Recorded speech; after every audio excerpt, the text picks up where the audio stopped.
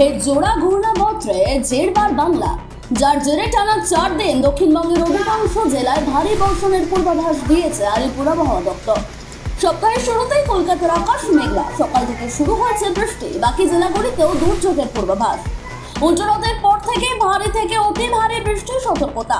সক্রিয় মৌসুমী অক্ষরেখা, ঘূর্ণাবর্ত এবং পূর্ব পশ্চিম অক্ষরেখা এর ত্রিকোণার প্রভাবে আগামী বুধবার পর্যন্ত ভারী থেকে অতি ভারী বৃষ্টি হবে গোটা দক্ষিণবঙ্গে।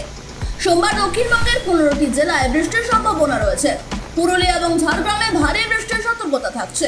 প্রায় 7 থেকে 11 সেন্টিমিটার বৃষ্টির সম্ভাবনা আছে। দক্ষিণবঙ্গের বাকি জেলায় হালকা থেকে মাঝারি বৃষ্টি হবে, তার সঙ্গে ঘন্টায় 30 থেকে 40 কিলোমিটার গতিবেগে দমকা বাতাস বয়ে যাওয়ার সম্ভাবনা রয়েছে। সোমবার কলকাতার সর্বোচ্চ তাপমাত্রা 31 ডিগ্রি সেলসিয়াস, সর্বনিম্ন তাপমাত্রা 26.8 ডিগ্রি সেলসিয়াস। আগামী কয়েকদিন তাপমাত্রা তেমন কোনো পরিবর্তন আসবে না বলে জানিয়েছে হাওয়া অফিস।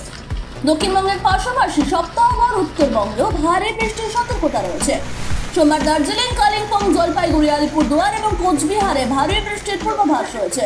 এছাড়া দার্জিলিং এবং উত্তর দিনাজপুরেও ভারী বৃষ্টি হওয়ার সম্ভাবনা রয়েছে, যার জেরে জলমগ্নতা ও ভূমিধসের সম্ভাবনা একেবারে উড়িয়ে দিচ্ছেন না আবহাওয়াবিদরা।